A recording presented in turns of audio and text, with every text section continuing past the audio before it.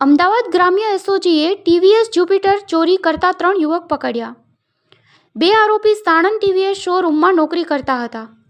ધર્મદીપ અને શિવરાજ ટીવીએસના ગોડાઉનમાં રાખેલ નવા જ્યુપિટર માલિકની જાણ બહાર ચોરી કરી દિવ્યરાજને આપતા હતા।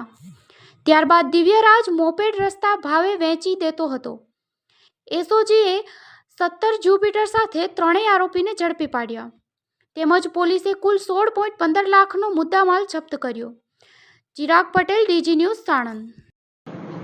સાણંદ પોલીસ સ્ટેશન વિસ્તારમાં આવેલ રેસવે ટીવીએસનો જે શોરૂમ આવેલો છે તેમાંથી આરોપીઓ છે ધર્મદીપ, શિવરાજસિંહ અને દિવ્યરાજસિંહ, તે ત્રણેય ટોટલ 17 ટીવીએસ જ્યુપિટર ત્યાંથી ચોરી કરીને અલગ અલગ લોકોને વેચાણ આપેલા છે।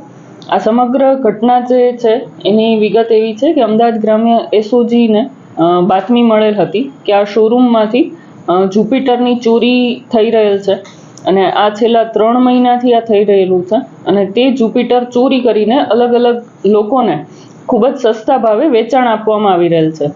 ત્યારે તે લોકો આ બાતમીના આધારે વોચમાં હતા અને એ વોચમાં રહીને એમણે એક જ્યુપિટર પર 3 વ્યક્તિઓ જતા હતા તેની ધરપકડ કરેલ।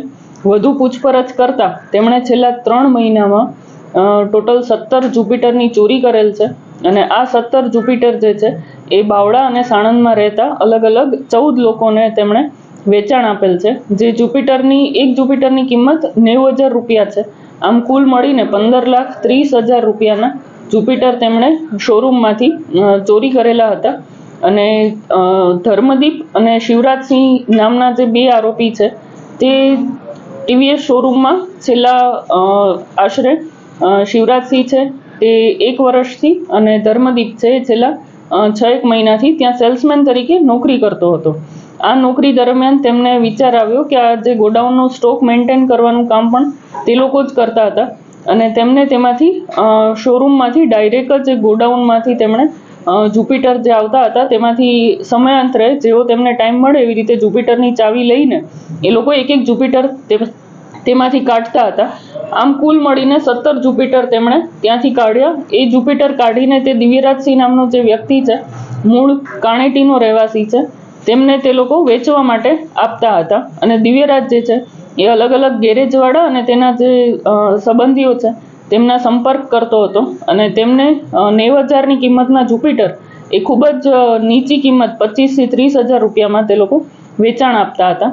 આમ કુલ અમદાવાદ ગ્રામ્ય એસઓજી દ્વારા 17 જ્યુપિટર સાથે 3 આરોપીઓની ધરપકડ કરવામાં આવેલી છે અને આ ધરપકડ કર્યા બાદ સાણંદ પોલીસ સ્ટેશનને હેન્ડઓવર કરતા સાણંદ પોલીસ સ્ટેશનમાં તેની વિશ્વાસઘાત, છેતરપિંડી, નોકરચોરી, ગુનાહિત કાવતરું અને પુરાવાનો નાશ કરવા કલમ હેઠળ ગુનો દાખલ કરવામાં આવ્યો છે।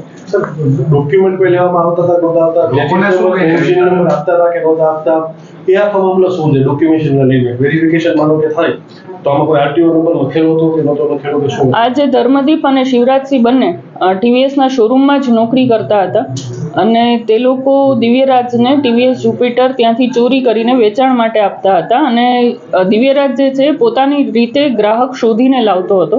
જે ગ્રાહક શોધીને લાવતો હતો તેને આ કટિંગના જ્યુપિટર છે સીઝ કરેલા છે કે ખૂબ જ સસ્તી કિંમતમાં વિધાઉટ ડોક્યુમેન્ટ આપવાના છે તેવી રીતે આ જ્યુપિટર આપતા હતા। એટલે આ કોઈ પણ જ્યુપિટરમાં કોઈ નંબર પ્લેટ નથી લગાવેલી, કોઈ આરટીઓનું રજિસ્ટ્રેશન નથી થયેલું અને વિધાઉટ નંબર પ્લેટ નવા જ્યુપિટર છે જે તેમને આપવામાં આવતા હતા અને જે ગ્રાહકો છે તે તેમને સસ્તી કિંમતે ખૂબ જ મળે છે તો એ પોતાના અંગત ફાયદા માટે તે લોકો આ જ્યુપિટરને ખરીદતા હતા।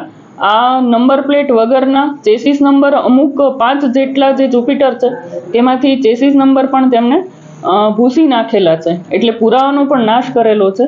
તો આ જે જ્યુપિટર છે તે એ લોકો અંગત ફાયદા સારું ખૂબ જ સસ્તી કિંમતે મળતા હતા તેમ એ લોકો ખરીદતા હતા। એટલે ખરેખર આરટીઓ રજિસ્ટ્રેશન પણ આનું થતું ન હતું, શોરૂમમાંથી સીધા જ ગ્રાહક પાસે જતા હતા એટલે આની કોઈ ટ્રેલ શોધવી પણ મુશ્કેલ હતી અને આ જે જ્યુપિટર છે એ ભવિષ્યમાં કોઈ ગેરકાયદેસર ધંધામાં પણ જો મળી આવે તો ખરેખર કોની પાસેથી લીધા હતા અને ક્યાંથી મેળવ્યા હતા એ પણ શોધવું મુશ્કેલ બનતું। પરંતુ અમદાવાદ ગ્રામ્ય એસઓજીએ બાતમી મેળવીને પ્રોએક્ટિવ પોલીસિંગ હેઠળ તેમણે આવા 17 જુપિટર જે છે એ શોધી કાઢ્યા અને જે માલિક છે શોરૂમમાં તેમણે ત્રણેય આરોપી વિરુદ્ધ ફરિયાદ આપેલ છે.